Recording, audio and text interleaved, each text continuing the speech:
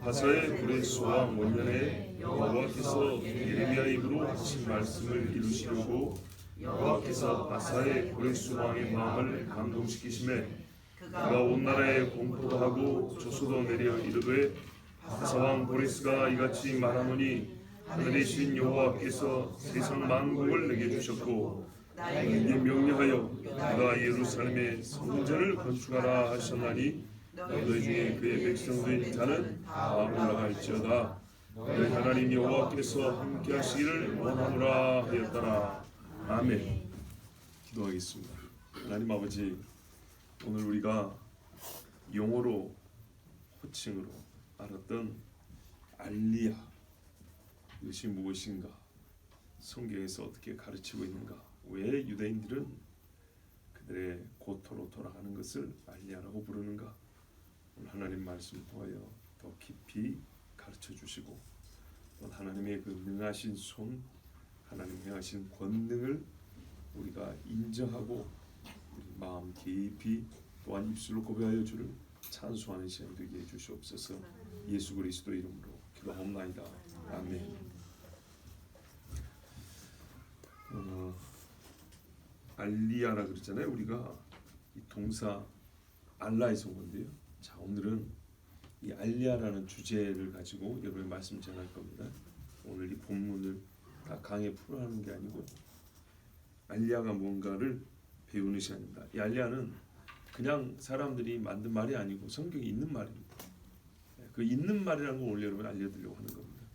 그리고 그 있는 말은 하나님이 하신 말씀이잖아요. 하나님이 얼마나 놀라우신가, 얼마나 크신가. 우리가 비행기 타고 위에서 보면 세상에 좁쌀만한 인간들 하나님 앞에 정말 우습게 살아가는데 그 하나님의 광대하고 위험찬 영광 가운데서 진짜 하나님이 하신 일을 보자 이 말입니다. 그래서 오늘 알리야라는 주제를 가지고 여러분에게 전하는 겁니다. 또 이 시대를 아는 이정표 중에 하나가 알리야거든요. 왜냐하면 이스라엘과 유대가 하나님의 구속 사역의 중심에 있기 때문에 그 중심지에 집결시키는 여러 가지 표들이 있어요. 사방에서 오는데 이정표 있죠. 여기로 가세요, 예루살렘으로 가세요라고 하는 이정표 중에 하나가 알리야가 있어요. 자, 원래 알라라는 히브리어가 있어요. 알라. 무슨 말이냐면 올라가다예요. 올라가다. 강해지다. 증가하다. 뭔가 이렇게 커지는 거예요. 떨어지는 게 아니고 진짜 올라가는 거예요. 상승을 말하는 거예요. 지형적으로 이렇게 걸어 올라가는 걸 알리야라고 그래요. 알라라고 그래요. 진짜로 올라가는 거. 그리고 또 뭐냐면 이제 동사의 형태가 이러는데 내가 올라가는 것 때문에 누가 올라가게 하다, 올라가게 됨을 봤다. 뭐 소위 피동형, 수동형, 능동형 막 그러잖아요. 하여튼 그걸 다 포괄적으로 해서 올라가는 거 알리야라고 그래요. 또 어떤 게 있냐면요, 사람 몸만 올라가는 게 아니라 하나님 제단에 우리가 제물을 올려놓죠. 이것도 알리야라고 그래요. 재밌죠? 이렇게 들어 올리는 거, 이것도 알리야가 아니라 알라라고 그래요. 이 알라의 변형이 알리야예요. 솟아오르다. 하나님이 승천, 예수님이 승천하죠. 이 승천한 것도 알라라고 해요. 저기 무슬림들이 말하는 알라가 아니고 히브리 말에 알라라는 말이 그런 말이에요. 올리다, 올라가다, 증가하다, 이런 말이에요. 그래서 이스라엘이 옛 땅으로 시온산으로 올라가다. 그래서 이걸 약간 어형을 변화시켜서 알리야라고 불러요. 그 운동을 알리야 무브먼트, 알리야 운동이라고 불러요. 자, 하나님 앞에 우리가 올라가자 그 말이에요. 여호와께로 나아가자. 이게 알리야야, 알리야. 뭐 이왕 말 나온 김에 요 말 뜻을 좀 더 생각해보면 이제 명사, 동사 없어 알라 올라가다 했잖아요. 이건 이제 올라감 명사로 바꾸죠. 이제 알리야인데, 그래서 이게 올라가는 거기 때문에 처음부터 위에 있는 걸 가리키기도, 하늘을 가리키기도 해요. 또 성경 보면 하늘이 뭐 하나님 있죠. 하늘에 자기 누각을 세우시며 이런 것도 알리야라고 써요. 그리고 제단 있죠. 제단에 올라간다 할 때도 알리야라 그래요. 그러니까 신명기 같은 거 보면 너희가 1년 3차씩 무교절, 오순절, 그리고 초막절 하나님께 와서 보이라 그러잖아요. 그 말도 하나님께 올라와라 알리하라 이렇게 말했어요. 또 번제단에 올라가는 아니지 뭐지 그 누구냐 그 누구죠 사닥다리 이런 것도 알리하라고 이렇게 부릅니다. 이제 대충 아시겠죠? 예, 이 정도면 뭐 충분합니다. 그리고 또 하나 뭐가 있냐면 율법을 읽잖아요. 안식일에 토라 포션 해가지고 분량을 나눠요. 모세오경을 1년에 다 한 번 읽을 수 있도록 분량을 나누는데 안식일에 이제 회당에 가면 그날 읽을 분량이 있어요. 그 분량을 안식일 분량을 7등분으로 나눠요. 그리고 7명이 나눠서 읽어요. 이렇게 나눠서 읽는 사람도 알리하라 그래요. 하나님의 말씀을 들어 읽어 나타내는 사람, 이 사람들도 알리하 이렇게 씁니다. 그리고 그 말씀과 사람을 다 알리하라 그런다. 그런데 이제 이렇게 중요한 알리하가 왜 유대인들에게는 더더욱 중요하냐면 유대인들의 구약 성경, 혹시나 그들은 신약 성경이 없죠. 그들의 성경의 맨 마지막 권이 뭔지 아세요? 말라기는 우리식이에요. 유대인들에게 구약 성경, 자기들의 성경에 우리가 흔히 히브리 성경이라고 하잖아요. 히브리 성경의 마지막 권은 역대하입니다. 역대하. 자, 이 의미를 옛날에 한번 말씀드렸는데 또 우리가 들으면 또 까먹고 그러잖아요. 다시 한번 설명해 드릴게요. 우리는 하나님이 창조로부터 시작해서 구약 성경의 예언으로 마칩니다. 그 신약 성경의 예언의 성취로 이어집니다. 연결고리가 이렇게 이어가요. 재밌죠? 근데 유대인들은 신약이 없잖아요. 신약이 없기 때문에 어떻게 되냐면 하나님 창조부터 시작해서 모세오경이 주어지고 그 다음에 중간에 예언이 있어요. 그리고 이 예언이 역사 가운데 성취된다는 거죠. 예. 그러니까 크게 보면 똑같아요. 예언이 있고 성취된다는 구조는 똑같은데 이들이 신약이 없다 보니까 그 사람들의 마지막은 어디냐면 역대하, 역대 왕들의 기록 아니겠습니까? 근데 이 역대 왕들의 기록인데 그러면 선지자들이 말이죠. 학계도 있고 아까 말씀 말라기도 있고 이런 사람들 다 있잖아요. 그 사람들이 예언이 나중에 이야기를 하고 있는데 근데 그 사람들의 예언도 가만 보면 뭐냐면 유대인의 회복이거든요. 결국 그죠? 모든 선지자의 끝은 이스라엘의 구원과 회복이에요. 끝은 항상 그렇게 돼 있어요. 그러면 이스라엘의 이 역사서 중에 이게 이제 역사로 일어나야 될 거 아닙니까? 신약이 없는 입장에서 본데 역사를 기록한 말씀에 뭐가 있냐면 실제로 유대인의 회복이 있어요. 그게 역대하 오늘 읽은 본문이에요. 보세요. 유대인 입장에서 바벨론 포로로 끌려갔지 않습니까? 근데 페르시아로 나라가 이어졌는데 뭐라 그래요? 페르시아가 들어서자마자 왕 고레스 왕이 너희들의 하나님 여호와께서 나에게 말씀하셨다. 고레스 왕의 말이 진짜 놀랍습니다. 누가 가르쳐 준 게 아니고 하나님이 직접 계시했다는 거예요. 하나님이 나한테 말씀을 뭐라 그랬냐면 이렇게 되죠. 유다 예루살렘의 성전을 건축하라 하셨나니 여호와께서 나에게 하신 말씀이 성전을 건축하라 했다는 거예요. 그러니까 우리가 그냥 막연하게 고레스가 유대인들 돌아가라 했던 말이 어떻게 누가 뭐 그냥 하룻밤 자면 뭐 괜히 마음이 막 뭉클뭉클하고 유대인에 대해서 막 호의를 베풀이 그게 아니고 하나님이 명시로 내 백성 유다인들을 보내서 내 성전을 건축하게 하라 그랬다는 거예요. 그런데 실제로 유대인의 회복이라는 것은 항상 성전의 건축과 또 맞물려 있습니다. 그러니까 이 사람들이 예수님을 모르고 이 성경을 보는 입장에서는 이 역대하야말로 하나님의 말씀이 성취되는 것이고 역사 가운데 실제로 일하시는 하나님을 믿는 신앙으로서 역대하를 성경의 맨 끄트머리 놓는 것이 당연한 겁니다. 자, 이래서 역대하를 맨 마지막에 놨는데 더욱 놀라운 게 뭐냐? 이 역대하 마지막 단어가 뭐냐면 마지막 단어가 뭘까요, 여러분? 알라. 그렇죠. 야 이렇게 돼 있어요. 그거는 뭐냐면 그리고예요. 그리고. 그러니까 앞에 말이 이어서 마지막에 하나님이 하시는 명령이 있어요. 그게 뭐냐? Let him go up. 그를 이스라엘을 올라가게 하라 이 말이에요. 그러니까는 구약 성경의 맨 마지막 단어가 알리야라고 보시면 돼요. 이렇게 하나님께서 유대인들에게 역사 가운데 예언을 다 스스로 성취하는데, 그리고 유대인들은 그걸 믿기 때문에 역대하를 성경의 맨 마지막으로 놨어요. 그들의 시각에서, 그들의 신앙이죠. 그런데 그 역사 가운데 하나님의 예언이 다 성취되는데 그 성취의 완결편이 뭐라고요?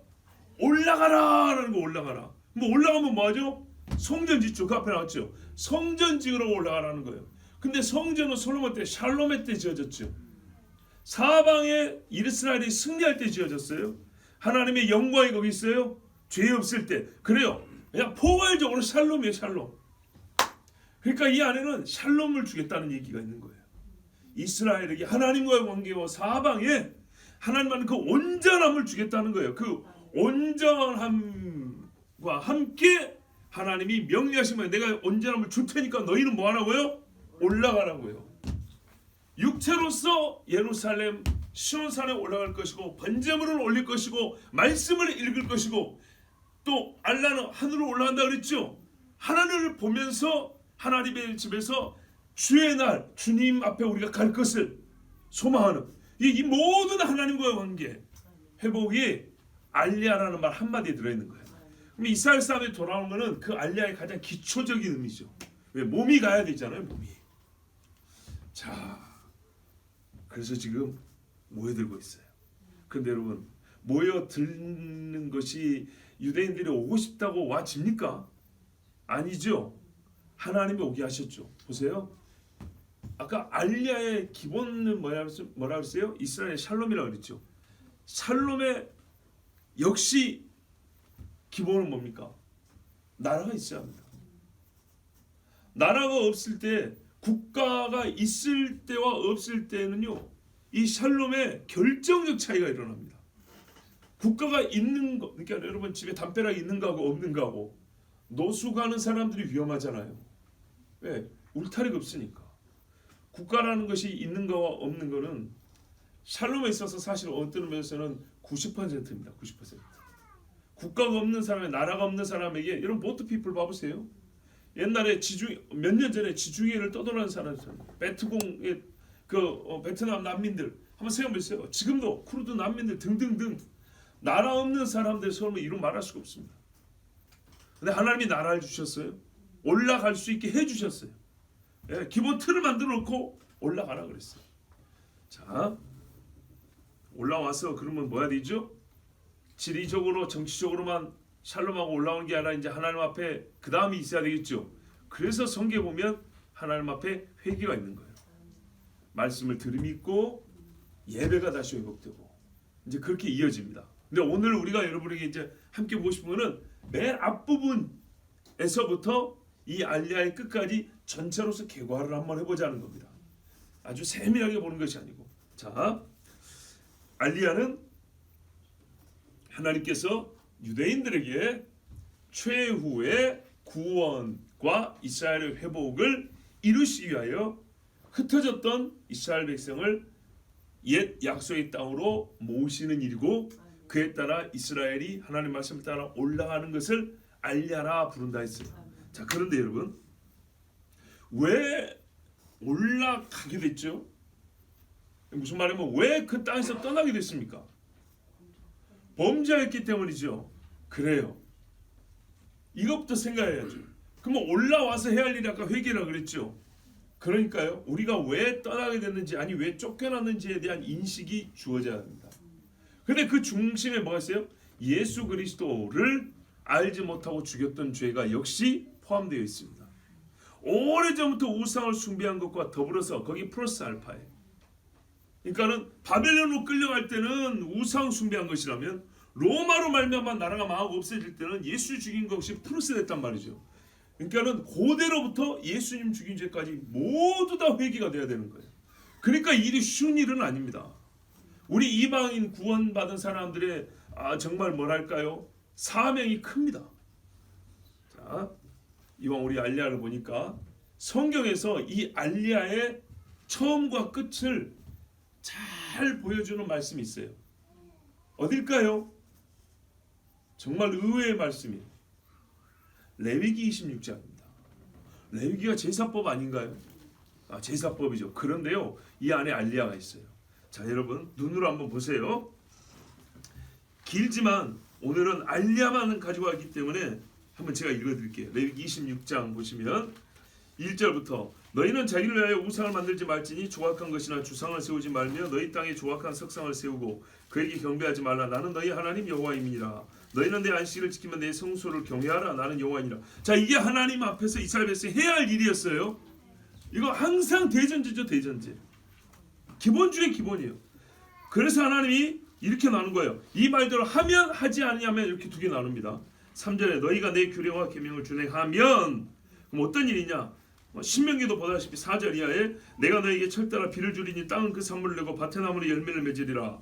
너희의 타정은 포도 딸 때까지 미치며 너희의 포도 따는 것은 파종할 때까지 미치리니 너희가 음식을 배불리 먹고 너희의 땅에 안전하게 거주하리라. 무슨 말이에요? 하나 끝나면 하나 거두고 하나 끝나면 하나 거두고 계속 이어진다는 얘기예요. 그리고 비도 잘 내리고 땅도 안전해서 우리가 평강히 산다는 얘기입니다. 그뿐 아니에요. 사방에 또 전쟁이 없어요. 내가 그 땅에 평화를 줄 것인지 너희가 누울 때 너희를 두렵게 할 자가 없을 것이며 내가 사나운 짐승을 그 땅에서 제할 것이요 칼이 너희의 땅에 두루 행하지 아니할 것이며 너희의 원수들을 쫓으리니 그들이 너희 앞에서 칼에 엎드러질 것이라. 또 너희 다섯이 백을 쫓고 너희 백이 만을 쫓으리니. 와, 대단하죠? 다윗 때 그랬지 않습니까? 너희 대적들이 너희 앞에서 칼에 엎드러질 것이며 내가 너희를 돌보아 너희를 번성하게 하고 너희를 창대하게 할 것이며 내가 너희와 함께한 내 언약을 이행하리라. 자, 하나님이 나 하나님만 섬기면 내가 너에게 약속을 다 해준대요. 가만 보니까 아브라함이 한 약속이네요. 꼭 그대로 해준다는 거예요. 그리고 10절 이하에 너희는 오래 묵었던 묵은 곡식을 먹다가 새 곡식으로 말미암아 묵은 곡식을 치우게 될 것이며. 와, 많이 잘 사는데요. 11절에 그 다음에 성막이 있어요. 예배. 내가 내 성막을 너희 중에 세우리니 내 마음이 너희를 싫어하지 아니할 것이며 나는 너희 중에 행하여 너희 하나님이 되고 너희는 내 백성이 될 것이냐. 이 최종이에요. 뭐 하면 돼요? 1, 2, 3절 어려운 거 아니죠? 이 명령을 주는 나는 누구이기에 어떤 권한으로요? 13절에 창조주로도 족하지만 구속주로 하는 거죠. 나는 너희를 애굽 땅에서 인도해 내어 그들에게 종된 것을 멸하게 한 너희 하나님 여호와이니라. 내가 너희의 멍에의 빗장을 부수고 너희를 바로 서서 걷게 하였느니라. 자, 요까지 너희가 내 규례를 준행하면이에요. 그리고 왜 내가 이 명령을 주느냐? 근거가 13절에 있어요. 그러나 14절에 그러나 너희가 내게 청종하지 아니하여 이 모든 명령을 준행하지 아니하며 내 규례를 멸시하며 내 마음에 내 법들을 싫어하여 내 모든 계명을 준행하지 아니하며 내 언약을 배반할진대. 사실은 딱 한마디죠. 똑같은 소리예요. 그런데 여러 가지 형태로 지금 나눠서 말씀해놨어요. 불신과 불순종을. 신명기 28장 후반부하고 똑같은 말씀이 기록되어 있어요. 그런데 이제 맨 마지막이 또 달라요.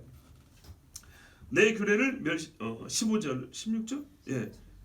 내가 이같이 너희에게 행하리니 곧 내가 너희에게 놀라운 재앙을 내려 폐병과 열병으로 눈이 어둡고 생명이 쇠약하게 할 것이요. 자, 빨리 죽고 병든다는 얘기입니다. 알지 못한 병들이 많이 든다고 신명기도 나와 있죠. 너희가 파종한 것은 헛되리니 너희의 대적이 것을 먹을 것이며 사사기 맨날 뺏긴 거 기억하시죠? 내가 너희를 치리니 너희가 너희의 대적에게 패할 것이요 너희를 미워하는 자가 너희를 다스릴 것이며 너희는 쫓는 자가 없어도 도망하리라. 이거는 뭐 이스라엘 왕정시대 수탁이 본 이야기고요. 자, 진짜라는 거예요. 그 다음에 또 만일 너희가 그렇게까지 되어도 내게 청종하지 아니하면, 자, 요까지 힘들지만 이거는 1차분이에요. 1차분. 깨달아야 되는 거야. 이 정도 맞으면 너희의 죄로 말미암아 내가 너희를 7배나 더 징벌하리니. 18절에 19절인가요? 예. 내가 너희의 세력으로 말미암은 교만을 꺾고 너희의 하늘을 철과 같게 하며 너희 땅을 녹과 같게 하리니 너희의 수고가 헛될지라 땅은 그 산물을 내지 아니하고 땅의 나무는 그 열매를 맺지 아니하리라.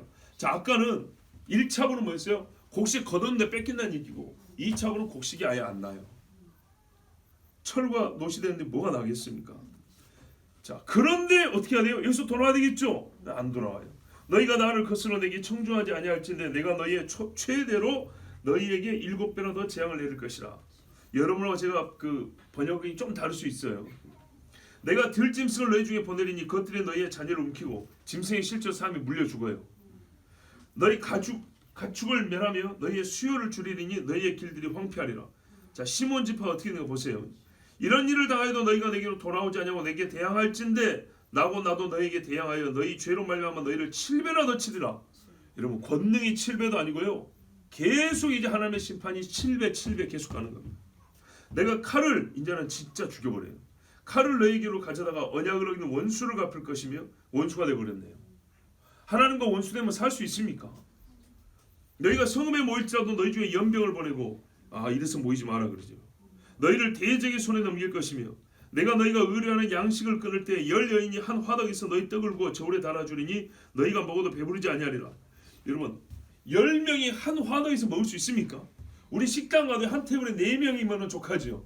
3명도 가능하고. 근데 10명이 한 테이블에서 어떻게 먹겠다는 거예요? 굉장히 궁한 상태입니다. 너희가 이같이 될지라도 내게 청조하지 아니하고 내게 대항할진대 내가 진노로 너희에게 대항하되 너희의 죄로 말미암아 7배나 더 징벌하니. 자, 요 말이 벌써 5번 반복이 됐어요. 하나님이 이스라엘을 바벨론으로 팔아버릴 때, 아수르에 팔아버릴 때 안 참고 그냥 한 번에 그런 게 아니에요. 몇백 년을 이렇게 참아줬어요. 생략하지 마시라. 우리가 하나님 앞에 벌 받을 때 하나님이 너무하다고, 아니요, 내가 깨닫지 못해서 그렇지 하나님이 참 많이 참아줬던 거예요. 너희가 아들의 살을 먹을 것이요 딸의 살을 먹을 것이며.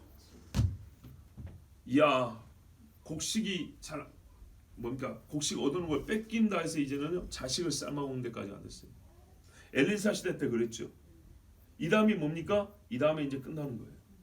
부모가 자식 삶아 먹으면은 그 이상 뭐가 있습니까? 내가 너희의 산당들을 헐며 너희의 분향단들을 부수고 너희의 시체들을 부서진 우상들 위에 던지고 내 마음이 너희를 싫어할 것이며 내가 너희의 성읍을 황폐하게 하고 너희의 성소들을 황량하게 할 것이요 너희의 향기로운 냄새를 내가 흠양하지 않냐고. 무슨 말이에요? 이제는 예배 쇼도 안 받는다는 얘기예요. 성전이고 뭐가 다 필요 없이 없애버린다는 얘기예요. 하나님 하신 말씀 그대로 있죠. 그 땅을 황무하게 하리니. 자, 이제 이거예요. 싹 없애버렸어요. 성전까지 없애버렸어요. 자, 이때 유다가 망할 때 아닙니까? 자, 망한 다음에 어떤 일이 벌어졌나? 이 레위기에 다 나와 있어요. 그 땅을 황무하게 하리니 거기 거주하는 너희의 원수들이 그것으로 말미암아 놀랄 것이며. 성경에 여러 선지에 보면 나오잖아요. 야, 이제 그 영화로운 성읍이 이 모양이 하면서 찌찌찌덩 한다 그랬죠. 내가 너희를 여러 민족 중에 흩을 것이요 내가 칼을 빼어 너희를 따르게 하리니. 자, 민족 중에 흩기만 한 게 아니라 흩어져서라도 살면 되죠. 근데 거기서 못 살게 계속 쳐 죽여버린다는 얘기예요. 애굽으로 도망간 애들은 다 죽였어요. 예, 아수르 바벨론으로 끌려간 애들은 매 맞아 죽고 거기서 하만 때문에 아예 못 살다 뻔했는데 그건 하나님이 건져주셨어요. 너희의 땅이 황무하며 너희의 성이 황폐하리라. 너희가 원수의 땅에 살 동안에 너희의 본토가 황무할 것이므로 사람이 없으니까요 땅이 안식을 누릴 것이라. 왜요? 땅이 더러워졌잖아요. 그때 땅이 안식을 누리리니 너희가 그 땅에 거주하는 동안 너희가 안식할 때에 땅은 쉬지 못하였으나 그 땅이 황무할 동안에는 쉬게 되리라. 너희 남은 자에게는, 그러니까는 이 70년이 땅의 쉼에도 필요했던 거예요. 너희 남은 자에게는 그 원수들의 땅에서 내가 그들의 마음을 약하게 하리니 그들은 바람에 불린 잎사귀 소리도 놀라 도망하기를 칼을 피하여 도망하다 할 것이요 쫓는 자가 없어도 엎드러질 것이라. 자, 이방 땅에 사는 사람들의 심정이 이런 거예요. 그러니까 알리아가 되려면 뭐가 있어야 되고? 국가가 세워진다니까요. 이방 땅에 살 때는 바람 소리만 나도 누가 나 죽이러 오는가 싶다, 그런 말이에요. 여러분, 옛날에 일본이 우리나라 지배할 때 조선 사람들 얼마나 힘들었습니까? 힘든데 거기다가 일본으로 끌려갔다고 생각을 해보세요. 자, 이제 일본이 졌어요. 연합국에게 패했어요. 그래서 대한독립 만세했어요. 우리나라 갑자기 부국이 된 거나 강국이 된 건 아니지만 전쟁으로 일본이 항복을 했다는 것 때문에 이 땅에 있는 일본 사람들 어떻게 해요? 이제 사시나무 떨듯이 떨죠. 이어서 보겠습니다. 그들은 쫓는 자가 없어도 칼 앞에 있음같이 서로 짓밟혀 넘어지느니 우왕좌왕하면서 자기들끼리 밟고 막 댕기는 거죠. 너희가 원수들을 맞설 힘이 없을 것이요 너희가 여러 민족 중에서 망하리니 너희의 원수들의 땅이 너희를 삼킬 것이라. 자, 끌려가가지고 그 땅에서 많이 죽임을 당했습니다. 이런 과정이에요. 너희 남은 자가 너희의 원수들의 땅에서 자기의 죄로 말미암아 쇠잔하며 그 조상의 죄로 말미암아 그 조상같이 쇠잔하리라. 계속 약해지는 거예요. 강해지지 않냐고. 약해지고. 그들이 나를 거스른 잘못으로 자기의 죄악과 그들의 조상의 죄악을 자복하고. 자, 이제 이게 변합니다. 자, 어디 정도로 약해지냐? 나라가 망하면 약함의 끝이냐? 아니요. 끌려가면 끝이냐? 아니요. 하나님이 끌어간 다음에 남의 나라에서 비참하게 살게 한다고 했어요. 여기까지 하나님의 벌이 얼마나 서럽고요. 이산 가족이 말할 수 없이 발생했어요. 왜? 팔아버리니까, 죽여버리니까. 나라가 없어진 것이 끝이 아니고 어디까지라고요? 끌려간 나라에서도 언제 죽을지 몰라 바들바들 떨고 살 때까지. 이게 하나님의 벌이라고 했어요. 여기까지 가니까 이제 하나님 앞에 잘못했습니다 하더랍니다. 자, 이스라엘 역사를 보세요. 거짓말인가? 우리가 남의 나라 역사 잘 모르고 솔직히 한국 역사도 잘 모르지만 그래도 예수 믿는 사람들이 이 정도는 알잖아요. 이스라엘 사람들이 이방 땅에서 어느 정도까지 비참해졌는가? 최근 현대사에 2차 대전 때 600만 죽은 것까지 생각을 해보세요. 거기까지 떨어졌어요. 나라가 없어진 다음에 몇십 년 동안 바들바들 떠는 게 아니라 로마에 망한 이후에는 거의 2000년 동안 떨며 살았어요. 옛날에 우상 숭배한 죄는 70년 정도 같지만요, 거기다가 플러스 자기들의 구주를 죽여버린 죄는, 좀 봐보세요. 하나님 700 잡고 그랬죠. 셀 수 없는 시간이에요. 몇 세대가 지나간지 몰라요. 하나님 말씀 우습게 여기지 마세요. 우리보다 하나님 기억력 좋으십니다. 자, 여기까지 가니까 죄악을 잡아오고, 이건 이제 돌아오는 시점이에요. 알리야가 이렇게 시작되는 거예요. 하나님이 하실 일은 이들을 돌이킬 것인데 그냥 자동으로 눈 감고 떴더니 오늘 밤 자고 일어났더니 이방 땅에서 예루살렘에 와 있네, 이게 아니에요. 죄악을 자복하고 또 그들이 내게 대항함으로 나도 그들에게 대항하여 내가 그들을 그들의 원수들의 땅으로 끌어갔음을 깨닫고, 이제 하나님은 어떻게 해요? 불쌍히 여기는 거예요. 옛날 애굽에 있을 때처럼. 그 할례받지 아니한 그들의 마음이 낮아져서 그들의 죄악의 형벌을 기쁘게 받으면, 이제는 뭐라고요? 죄를 고백한 사람은 항상 이래요. 하나님의 형벌이 맞습니다, 이렇게 말한다고요. 억지로 그래요, 내가 잘못했어요, 근데 하나님도 심해, 하나님도 너무하셔, 이런 게 아니에요. 절대로 하나님 제가 더 맞아도 쌉니다, 이렇게 말한다는 거예요. 내가 야곱과 맺은 내 언약과 이삭과 맺은 내 언약을 기억하며 아브라함과 맺은 내 언약을 기억하고 그 땅을 기억하리라. 자, 그러면 지금 현재 이스라엘 사람들이 알고 오고 있는 것은 뭔 일이 있기 때문이에요? 회개하는 자가 있기 때문이에요. 그러면 전 이스라엘 회개했냐? 아니에요. 전 이스라엘 회개는요, 어떤 의미에서는 돌아온 다음에 일어나요. 그런데 돌아옴의 시작점에 어떤 유대인들 중에 깨달음이 있었고 회개한 일이 있었다는 것을 기억해야 돼요. 바벨론 포로로 돌아올 때요, 다니엘 10장에 보세요. 얼마나 우는가. 예? 바벨론에서 다니엘이 얼마나 울었는데요. 내가 예레미야를 보니까 70년이 지나면 마치리라 함을 보고 깨달았나니. 그러면서 뭐라 그래요? 하나님이여, 내 조상의 죄가 많습니다, 나의 죄입니다 하고 다니엘이 울었단 말이에요. 예레미야서를 읽으면서, 예레미야가 바벨론을 편집을 했다 했거든요. 그거를 다니엘이 읽으면서, 그게 뭐냐? 아직 70년 안 찼을 때, 70년이 안 찼을 때 다니엘 같은 사람이 울었어요. 그리고 70년이 찼을 때 하나님 고레스가 올라가라니까 올라왔어요. 올라온 사람들이 또 에스라와 느헤미야 때 울었어요. 이게 알리한 겁니다. 그러면 지금 현대에 이스라엘 나라가 세워지고 돌아온 거는요, 다니엘과 같이 이방 땅에서 온 유대인들이 있었다는 그 말입니다. 성경의 말씀대로 하면 누군가 울었다는 얘기예요. 근데 이것이 하나님 앞에 만족은 안 돼요. 어디까지 해야 되죠? 돌아온 이들이 전부 다 울어야 돼요. 전부 다. 골짜기마다 울어야 되는 거예요. 산마다 울어야 되고. 그게 남은 겁니다. 그들이 내 법도를 싫어하며 내 규례를 멸시하였으므로 그 땅을 떠나서 사람이 없을 때에 그 땅 황폐하며 안식을 누릴 것이요 그들은 자기 죄악의 형벌을 기쁘게 받으리라. 그런즉 그들이 그들의 원수들의 땅에 있을 때에 내가 그들을 내버리지 아니하며 미워하지 아니하며 아주 멸하지 아니하고 그들과 맺은 내 언약을 폐하지 아니하리니 나는 여호와 그들의 하나님이 됨이니라. 아멘. 이거는 영원한 언약이고 안 폐해집니다. 그래서요, 어떤 목사님을, 김진선 목사님이 이렇게 말했어요. 이 알리야에 대한 아주 지식이 탁월한 분인데 뭐라 하냐면, 우리가 성경에 이스라엘 향해서는 저주가 없다는 걸 알아야 된다고 했어요. 우리 번역이 저주인데 이거는 이스라엘이나 다른 사람들에게 저주란 말을 쓰지, 이스라엘은 하나님 항상 징벌과 징계라는 말씀 나왔어요. 징계. 히브리서에 나오잖아요. 아버지가 징계하지 않는 아들이 없나니. 예, 그렇죠. 저주는요 죽여버리고 끝나는 거예요. 근데 징계는요 때리고 다시 돌이키는 거예요. 그 매가 아무리 아플지라도 끝에 가서 보면 반드시 돌이켜 놨어요. 이게 징계라는 거예요. 자, 이스라엘이 징계를 받고 돌아옵니다. 그래요. 내가 그들의 하나님이 되게 하여 민족들이 보는 앞에서 애굽 땅으로부터 그들을 인도하여 낸 그들의 조상과의 언약을 그들을 위하여 기억하리라. 나는 여호와이니라. 이것은 여호와께서 시내 산에서 자기와 이스라엘 자손 사이에 모세를 통하여 세우신 규례와 법도와 율법이니라. 아멘. 이 하나님의 규례와 법도 율법 안에 뭐가 있어요? 알리야의 전체가 다 들어있어요. 알리야의 처음과 마지막이 들어있어요. 근데 우리가 지금 그 끄트머리를 실제로 보고 있고 그 끄트머리를 이름하여 우리가 지금 알리야라고 부르고 있는 거예요. 이 역사를 경험하면서 성경을 보니까 레위기 26장 성경이 새롭게 보이는 거죠. 완전한 예언을 보이는 거죠.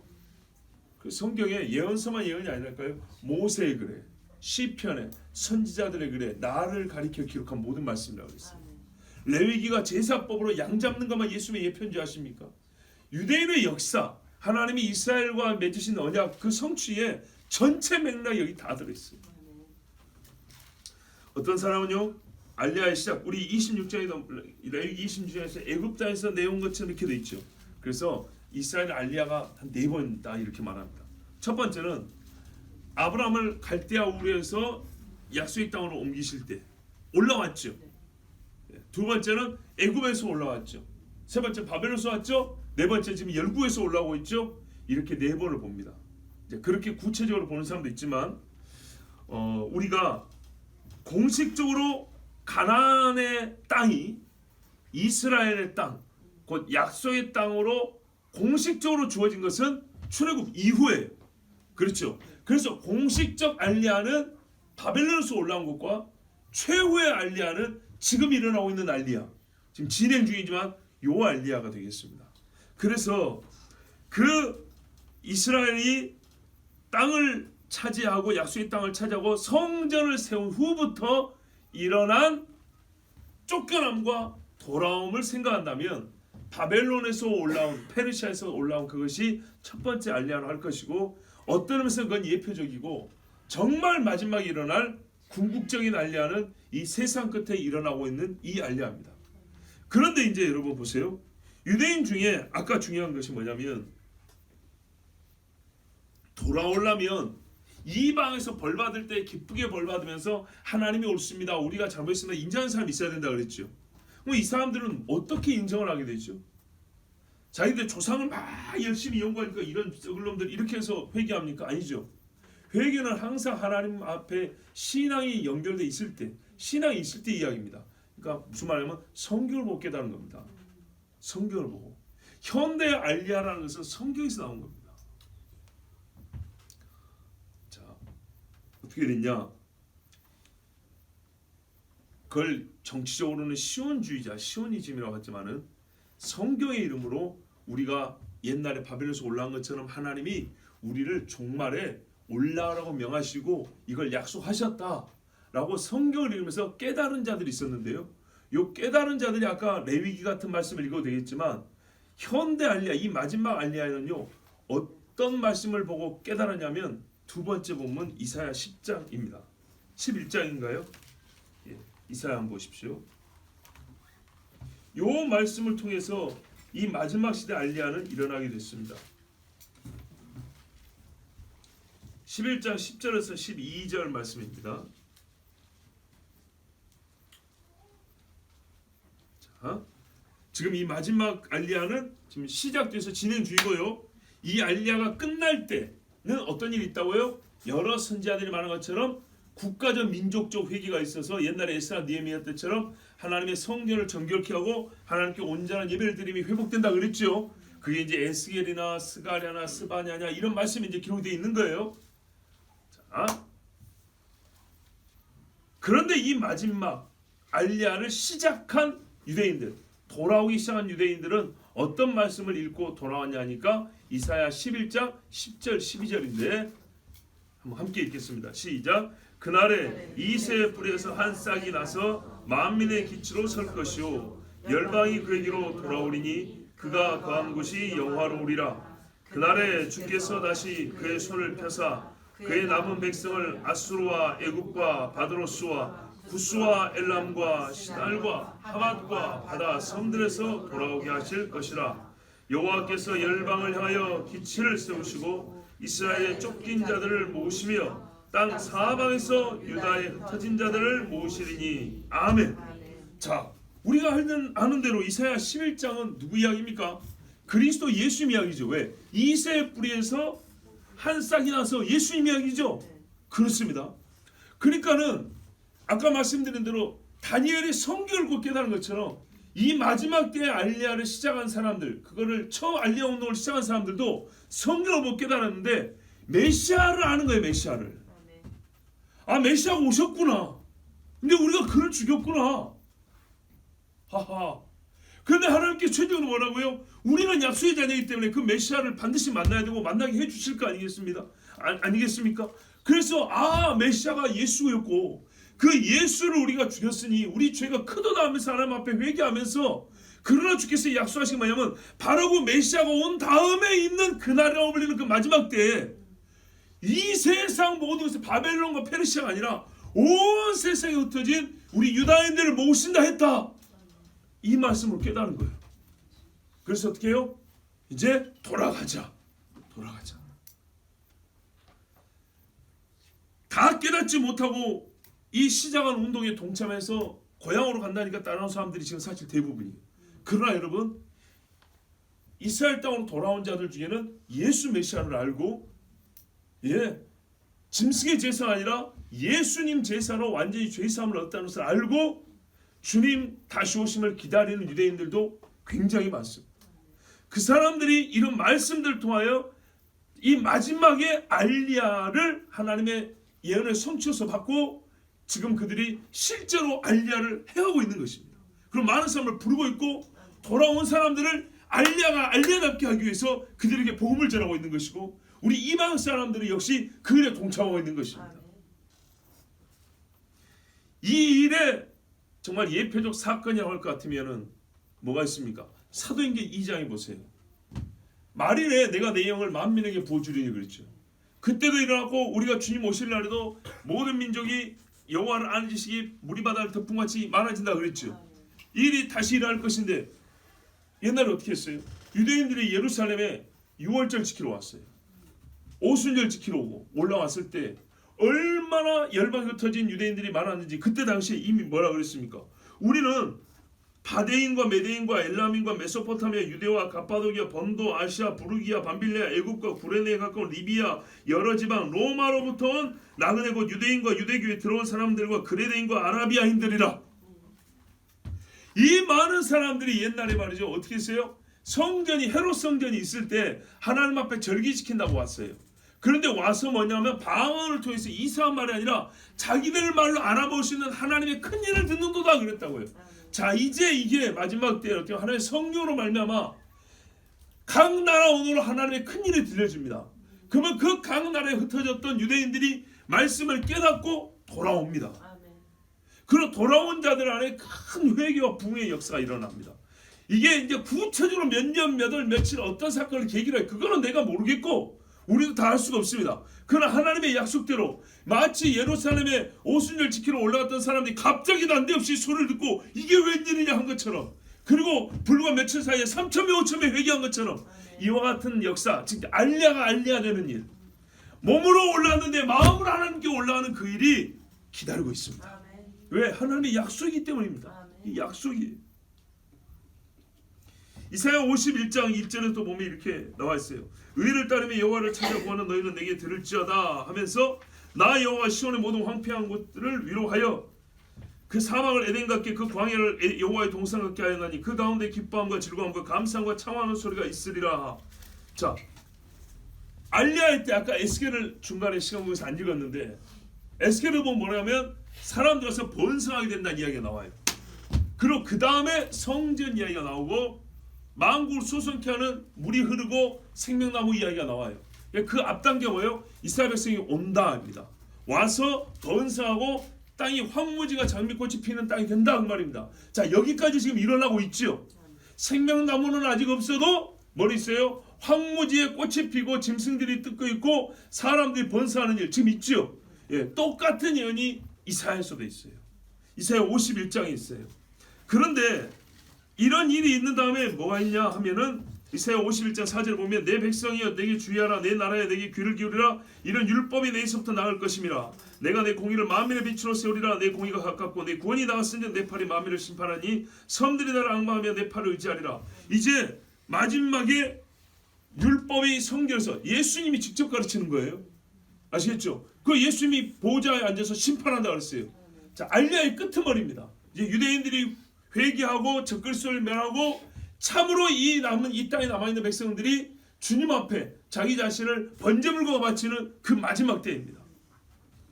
그때 뭐라면 너희는 하늘과 땅을 살펴보았어요. 하늘이 연기같이 사라지고 땅이 옷같이 헤어지며 어디서 봤는데 베드로후서에 나오죠. 불로 땅이 종이축같이 말려 없어진다 그랬죠. 자, 그 끝의 이야기입니다. 그러면서 이제 쭉 말씀이 나오는데 결국은 뭐냐? 하나님께서 온 땅을 이렇게 심판하는 끄트머리지만 내 백성 이스라엘은 내가 철저하게 구원한다라는 말씀이 51장의 약속입니다. 어디서요? 그 땅에서. 이들이 순서를 볼까요? 올라와요? 번성해요? 몇 사람밖에 메시아는 아직 몰라요. 땅은 잘 돼요. 그러나 많은 공격과 죽임의 위협 가운데 놓이게 돼요. 그때 에스라 느헤미야 때처럼 돌아왔지만 다니엘 같은 사람이 있어서 기도하고 하나님의 뜻을 알고 돌아온 자도 있지만 돌아와서 어떻게 해요? 형제들끼리 신앙커리로 사람 팔아먹고 그죠? 성전 짓다 말아버리고 이방 사람들하고 또 막 결혼하고 똑같이 돌아가려고 그랬죠. 이스라엘이 돌아왔어요. 세계 최대 동성애 축제가 텔아비브에 있어요. 80%는 안식일도 몰라, 예수도 몰라, 지멋대로 살아요. 그런데 에스라 느헤미야가 어떻게 해요? 뺨을 때리며 수염을 뽑아가면서까지 가르쳤어요. 마지막에 두 선지가 나온다고 그랬어요. 그러면서 하나님 앞에 막 부르짖습니다. 하나님 우리가 죽게 되었습니다. 그때 예수님 오셔요. 오셔가지고 어떻게 해요? 이들에게 완전히 회개하고 자복하는 마음 막 불러일으킵니다. 자, 이래서 이들이 진짜 알리야, 몸과 마음으로 알리야 되는 그때가 온다 이 말입니다. 그때 하나님이 이제 알리야 돼서 이스라엘 백성이 주님 앞에 섰을 때에 열국을 심판하는 일. 제가 지금 뭐 시간 순서는 서로 좀 왔다리 갔다리 하는데 비슷한 말씀들 설교 많이 했으니까 그거는 뭐 다른 설교 참고하시고 지금 이제 그 일련의 사건들 그 상황을 얘기하는 거예요. 자, 그 이야기가 51장에 기록되어 있습니다. 즉 알리야의 최종 상태는 이스라엘만이 아니라 그리스도 안에서 접붙임을 받은 이방인들 역시도 이스라엘과 같이 알리야의 상태에 들어가는 겁니다. 보세요. 이스라엘로 돌아왔는데 열방에 그리스도를 대지한 자들이 이스라엘 쳐요. 그때 그리스도가 임하셔가지고 이스라엘을 구원하죠. 그럼 그때 우리는 뭐하고 있을까요? 우리 이방인 그리스도인들은요. 우리 역시 핍박을 받고 있겠죠. 그렇지 않겠어요? 우리 역시 기도하고 있겠죠. 그리고 예루살렘에 세워진 성전을 향하여 구원받은 백성은 다 올라가며 초막절을 지킨다 그랬어요. 자, 이제 마지막 하나만 더 말씀드릴게요. 바로 이 부분입니다. 유대인들이요, 알리야하고 하나님의 말씀을 통해서 알리야가 무엇인지를 배운 사람들. 알리야께 성경이 많이 나와요. 그 단어가 여러 번 나온다고요. 그 중에 알리야의 최종 상태를 이렇게 깨달은 사람이 있어요. 봐보십시오, 여러분. 우리가 유대인과 이방인이 하나 되어서 한 세 사람 하나의 그리스도의 몸을 이룬다 소리를 우리가 이방인은 우리가 먼저 했습니까? 이스라엘 사람들이 먼저 했습니까? 이스라엘 사람이 먼저 했어요? 이스라엘 사람들이 그런 말 한 거 들어봤습니까? 나 한국 사람들한테 들었는데요. 나 이방 사람들한테 들었는데 왜 그러냐면 유대인들이 예수를 버리고 오히려 복음이 이방에 증거됐잖아요. 5주에 쓰면 바울이 와, 나 이방인에게 갈란다 그랬잖아요.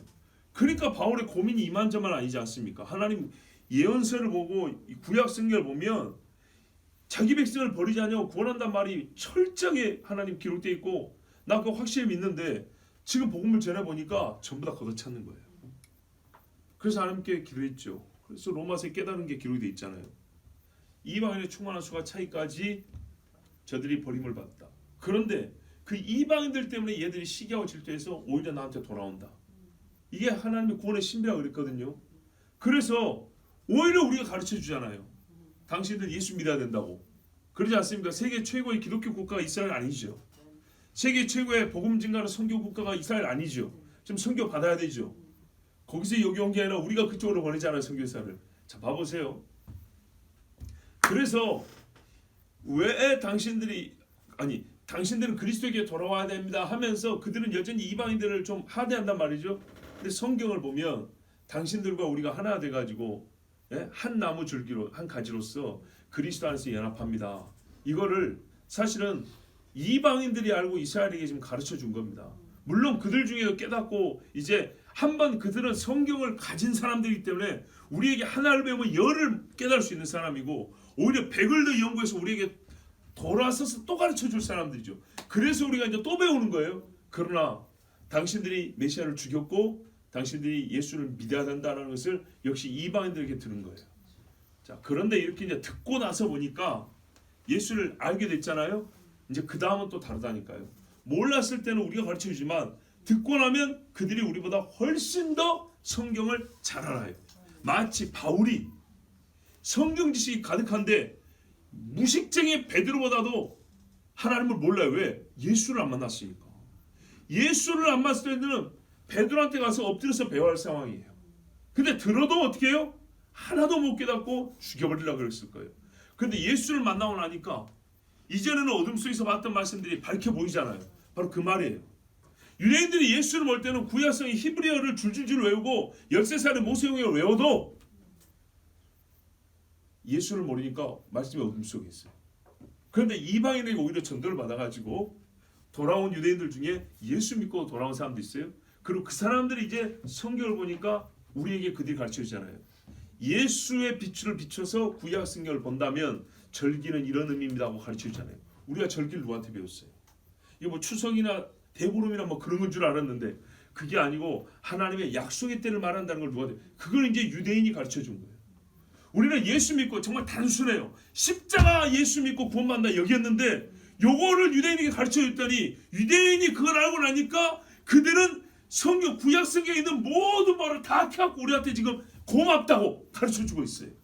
그래서 우리가 배우고 있어요. 그런데요, 이 한 세 사람은 솔직히 말하면 유대인 중에는 아는 사람이 있었긴 있었지만 전체적으로 보면 이방인인 그리스도인들이 깨닫고 가르쳐 주는 거잖아요.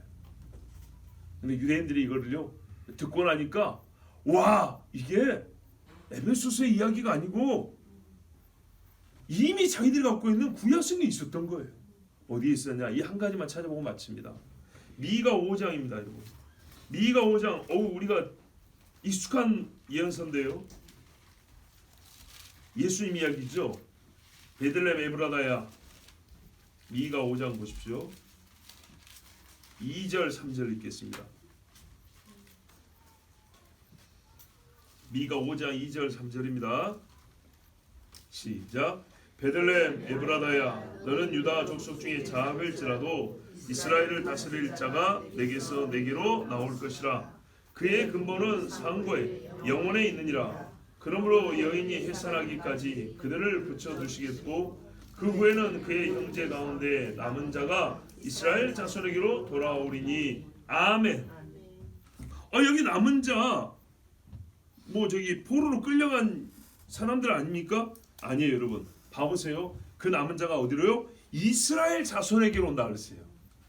이스라엘 아닌 사람이 이스라엘로 온다 그런 말이에요. 이해됐죠? 여러분, 제가 잘못 말했나요? 아니죠? 자, 보세요. 유대인의 알리야를 말할 때는 그 남은 자가 옛 조상의 땅으로 돌아온다, 시온으로 돌아온다 이렇게 되는데 미가서에는 뭐냐면 아주 특이한 구절인데 이게 여러분 유대인들이 보고 깨닫는 겁니다. 아주 특이한 구절인데 뭐냐면 똑같이 형제라고 부르는데 이스라엘이 아닌데 이스라엘에게로 돌아오는 자들이 있다는 거예요. 근데 역시 보세요. 아까 이사야 11장처럼 미가도 예수님 이야기라고 해요. 그렇죠? 이사야 11장이 이새의 뿌리에서 한 싹이 나서 예수님 이야기고, 미가에 베들레헴 에브라다야 유대인의 왕이 난다고 했는데 어디서 나겠냐 할 때 율법사들이 미가 5장 요 말씀을 읽고 베들레헴이 오니 선지자의 말한 바 이러지 않습니까? 지금 그러니까 이 알리아 운동이 눈이 열린 사람들은 이게 메시아의 날이라는 거예요. 메시아의 날. 메시아가 오고 난 다음에 있을 일이고 메시아 오고 난 다음에 어느 때 일이냐니까는 끄트머리 이야기라는 거죠. 그래서 지금 현재 유대인들은 대부분은 정치적 이유 때문에 돌아가고 먹고 살기 어렵게 돌아가고 전쟁 때 핍박하니까 지금 러시아와 우크라이나에 있던 유대인들이 엄청나게 돌아왔잖아요. 작년 한 해 동안에 알리아 온 유대인들 중에 몇 프로 60%인가 몇십 프로가 러시아 우크라이나에서 온 사람들이래요. 그리고 코로나 때문에 못 살겠다고 이스라엘로 간 사람들이 또 많았어요. 정말 하나님이 기가 막힌 방법으로 끌어모읍니다. 그래서 지금 우리가 전체를 보면 깨닫고 기도한 사람도 있고 성경 뭐래요? 내가 그렇게 할지라도 이 알리아에 관계된 말씀 중에 뭐냐면 우리가 잘 아는 그 말씀이에요. 내가 그렇게 해줄지라도 너희가 내게 기도해야 할지는 있죠. 여기 익숙한 구절이죠. 이것도요. 이방에서 돌아오는 그 말씀의 맥락 안에 들어있는 거예요. 그러니까는 다니엘처럼 기도한 자, 에스라 느헤미야처럼 힘쓰고 올라간 자, 그 스룹바벨 제사장처럼 성진 진짜 열심히 하고 올라간 사람도 있고, 그렇지만은 이 모든 역사의 환경을 조성하시고 그 사람들의 마음을 불러일으키시고 때가 되면 성경을 깨닫게 하시고, 그래서 야 이게 바벨론 때만 올라간 게 아니라 메시아의 날 세상 끄트머리에 우리뿐만 아니라 이방인까지 전부 다 하나님의 계신 예루살렘 성경을 알았고 우리가 전부 다 어떻게 해요? 한 성경으로서 주님 앞에 예배하는 날이 온다는 거구나 라고 깨닫는 유대인들이 지금 늘고 있는데 우리가 그 일을 목도하고 있고 이제 얼마 안 남았다는 것을 역시 알고 있으므로 우리가 지금 해야 될 것은 역시 이 알리아가 하나님의 구원 성취, 그러니까는 이스라엘을 향한 하나님의 약속된 구원 성취의 한 부분을 가리키는 말이잖아요. 그러면 이거를 그 한 부분이기 때문에 몸체를 말하면 하나님이 약속하신 이스라엘의 민족적 구원과 이 회개와 구원과 회복이 하나님 말씀대로 지금 이루어지고 있는 걸 우리가 보기 때문에 주여 주의 뜻이 하늘에서 같이 땅에서 이루어지이다.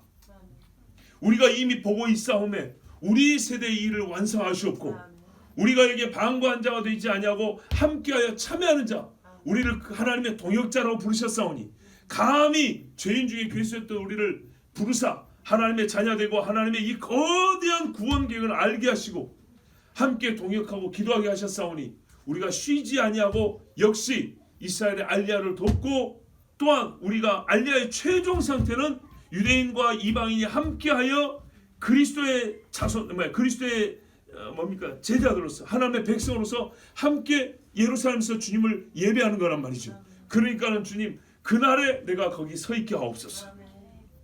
마음 엎드리는 하나님이 심판하는 이방인 속에 들어있지 않냐고, 저주받은 이방인 속에 들어있지 않냐고, 너는 말하자면 새 이스라엘을 부를 만한, 그렇게 해서 우리가 이스라엘이 올라가는 그곳에 우리도 알리아에서 주의 성전에 서게 하여 주시옵소서.